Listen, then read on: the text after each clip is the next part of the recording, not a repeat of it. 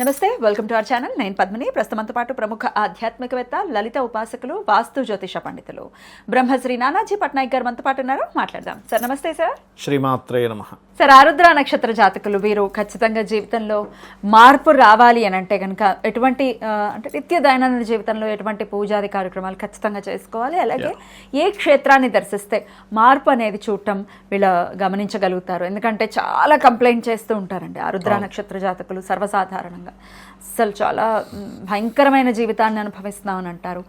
చాలా బాధాకరం. సో ఇది మారాలి అంటే ఏం చేయాలి సార్? ఎక్కువగా అసలు ఎందుకు ఇలాగా ఎక్కువ ఇబ్బంది పడతారంటే రాహు ప్రభావం. ఆరుద్ర నక్షత్రానికి రాహు అధిపతి. చంద్రుడు రాహు నక్షత్రం మీద ఉన్నప్పుడు మనం ఆరుద్ర నక్షత్రంగా తీసుకుంటాం. ఏది మిథునంలో ఉండే రాహు మాత్రమే. మళ్ళీ తొల్లో ఉండే రాహు అయితే స్వాతి అంటాము, కుంభంలో ఉండే రాహు అయితే శతభిష నక్షత్రం అంటాం. కాబట్టి ఈ రాహు నక్షత్ర జాతకులైనటువంటి ఆరుద్ర నక్షత్రం వల్ల 4 పాదాల యొక్క స్థితి ఏమిటి, వీళ్ళు ఏ దేవతారాధన చేసుకోవాలి, ఎటువంటి విషయాల పట్ల వీళ్ళు చాలా జాగ్రత్తగా ఉండాలనేటువంటి అంశాలు చెప్తుంది. నేనైనప్పటికీ చెప్పిస్తుంది సాక్షాత్ లలిత అమ్మవారిగా భావిస్తూ ఆరుద్ర నక్షత్ర జాతకులకి ఆ అమ్మవారి యొక్క లలితాంబిక అమ్మవారి యొక్క అనుగ్రహం పరిపూర్ణంగా కలగాలని మనస్ఫూర్తిగా కోరుకుంటూ, ఇక్కడ ఆర్ద్ర నక్షత్రం వాళ్ళకి ఏంటంటే ఊహాశక్తి ఎక్కువగా ఉంటుందండి.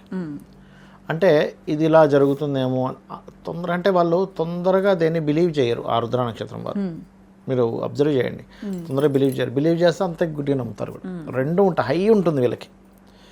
ఇంకోటి ఏంటంటే వీళ్ళు తొందరగా మోసపోతారు కూడా లైఫ్లో. నమ్మరు కదా, ఎలా నమ్మరు కదా, నమ్మితే గుడిగా నమ్ముతారుగా, అందుకు మోసపోతారు. అంటే వీళ్ళ లైఫ్లో మోసాలు జరగడం వల్ల నమ్మరని కూడా చెప్పుకోవాలి కొన్ని విషయాలు. ఇవన్నీ చాలా చూసాం. నేను ఇంకెవరిని నమ్మను. స్ట్రాంగ్గా కొన్ని విషయాలు పడతాయండి వీళ్ళ లైఫ్లో. స్ట్రాంగ్ అంటే నేను లైఫ్లో ఇలాంటివి చాలా చూశాను కాబట్టి నేను నమ్మను. ఇట్లా ఏదో ఒక్కొక్కసారి సడన్గా వాళ్ళు ఏదో హెల్ప్ చేస్తారు, వీళ్ళు ఏదో హెల్ప్ చేస్తారు, వేరే వాళ్ళకి ఏదో హెల్ప్ చేయడము, వేరే వాళ్ళకి హెల్ప్ చేయడం వల్ల మోసపోవడము, ఇలాంటివి ఎక్కువగా జరుగుతుంటాయి వీళ్ళ లైఫ్లో. అయితే ఈ ఆరుద్ర నక్షత్రం 4 పాదాల వాళ్ళని కనుక చూసుకున్నట్లయితే మొదటి పాదము 4వ పాదము, ఈ 1, 4 పాదాలు మాత్రం కొంచెం స్పిరిచువల్ ఇంక్లినేషన్ ఎక్కువగా ఉంటుంది వీరికి. బట్ 2వ పాదం వాళ్ళు మాత్రం కాస్త ఎక్కువ కష్టాలు అనుభవిస్తారు లైఫ్లో అన్ని పాదాల కంటే కూడా. 3వ పాదం వారు పర్టికులర్గా కష్టాలు అనుభవిస్తున్నా వాళ్ళు కొంచెం ఎంజాయ్, అంటే ఎలాంటి స్థితిలో ఉన్నా కొంచెం ఎంజాయ్ కూడా చేయగలుగుతుంటారు వీళ్ళు రాహు నక్షత్ర జాతకులు. అయితే ఇక్కడ ఈ రాహు నక్షత్ర జాతకులు ఎక్కువగా అమ్మవారి ఆలయాల్ని, అందులో ప్రధానంగా కాలభైరవుడి యొక్క ఆలయాల్ని, కాళికా అమ్మవారి ఆలయాల్ని ఎక్కువగా దర్శిస్తూ ఉండాలి. వీళ్ళు ఉదయం నిద్రలేచిన వెంటనే కూడా దుర్గానామంతో కనుక నిద్రలేసి 10 నిమిషాలు కనుక దుర్గానామాన్ని కనుక చేసినట్లయితే మెంటల్ డిస్టర్బెన్సెస్ అనేవి చాలా తగ్గుతాయి. వీళ్ళ పర్సనల్ చార్ట్లో కనుక మూన్ రాహు కనుక పాడైనట్లయితే, నేను చాలా మందిని చూసాను ఆరుద్ర నక్షత్ర జాతకులు మూన్ రాహు 2 పాడైన వాళ్ళు మెంటల్లీ చాలా డిస్టర్బ్ అయిన వాళ్ళు నేను చూశాను ఆరుద్ర నక్షత్రం. అయితే ఆరుద్ర నక్షత్రానికి దశ మనకి రాహుతో స్టార్ట్ అవుతుంది. సో చిన్నప్పుడు రాహుదశ అయిపోతుంది. దాని తర్వాత ఒక ఎంగేజ్ నుంచి స్టార్ట్ అయ్యేసరికి గురుదశ వస్తుంది. కరెక్ట్గా గురువు కనుక బాగున్నాడంటే వీళ్ళు బ్యాంకింగ్ సెక్టార్స్ కానీ టీచింగ్ సెక్టార్స్లో కానీ వెళ్ళిపోతే వీళ్ళు లైఫ్ సెటిల్ అయిపోతుంది. గురుదశే రోల్ ప్లే చేస్తుంది. అంటే చిన్నప్పుడేమో రాహు ఒక 18 ఏళ్ళ వయసు వరకు ఫస్ట్ పాదంలో పడితే, 2వ పాదంలో పడితే ఒక 4.5 years లెస్ అవుతూ వస్తుంటుంది. కానీ ఒక సెటిల్ టైంకి మాత్రం ఒక గురుదశ అనేది ఒకటి ఉంది వీళ్ళకి.